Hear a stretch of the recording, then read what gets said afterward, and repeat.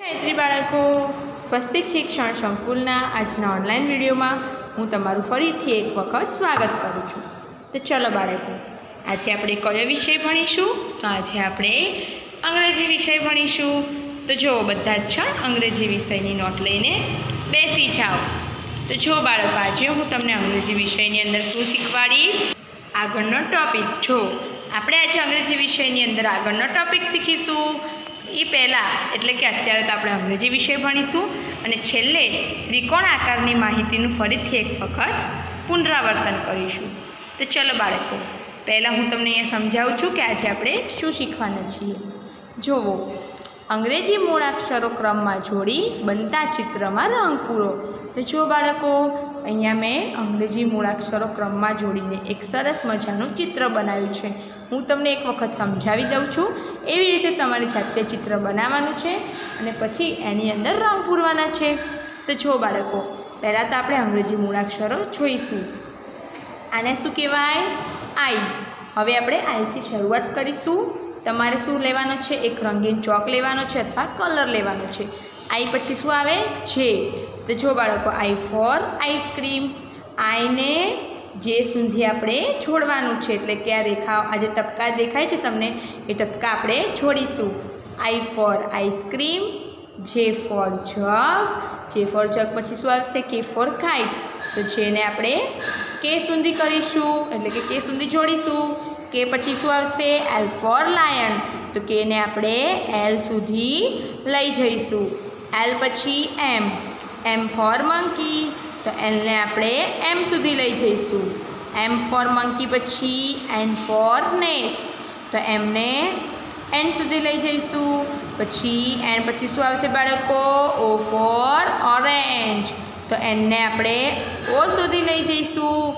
જે તમારી ચોપડીની અંદર એટલે કે સ્વાધ્યાય પોથીની અંદર ઓથી એન એટલે કે એનથી ઓ એ પૂરેલું જ છે। હું તમને હમણાં બતાવું। પછી ઓ પછી શું આવશે? P four pen.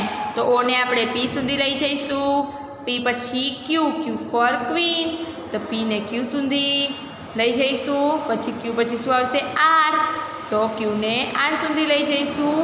આર પછી S. S for sun. R for rose. તો આરને એસ સુધી, અને છેલ્લું ટી ફોર ટાઈગર। તો એસને ટી સુધી લઈ જઈશું।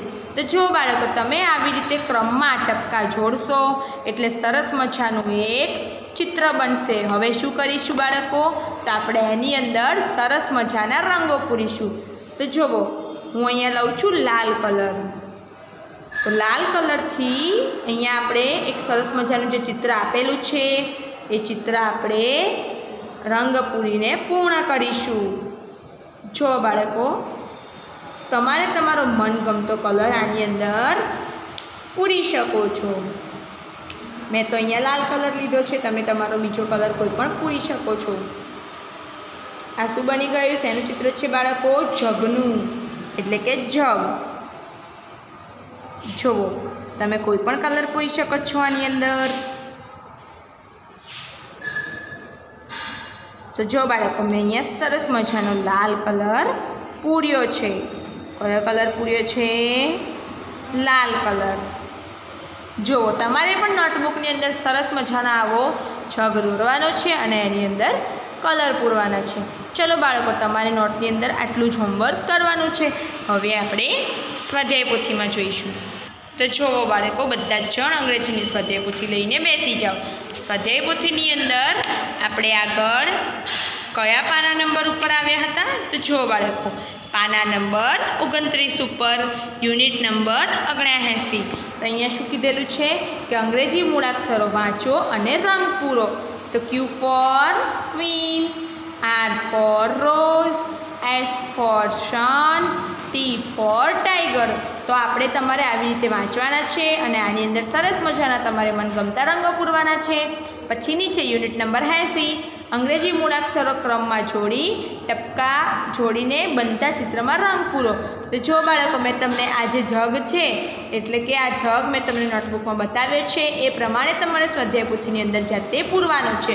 અને બાજુમાં એક ચિત્ર છે એ પણ તમારે એવી જ રીતે ટપકા જોડીને ચિત્ર બનાવવાનું છે અને છેલ્લે તમારે એની અંદર શું પૂરવાના છે રંગો. તો યુનિટ નંબર 79 અને 80 તમારે સ્વાધ્યાય પોથીમાં પૂરવાનું છે.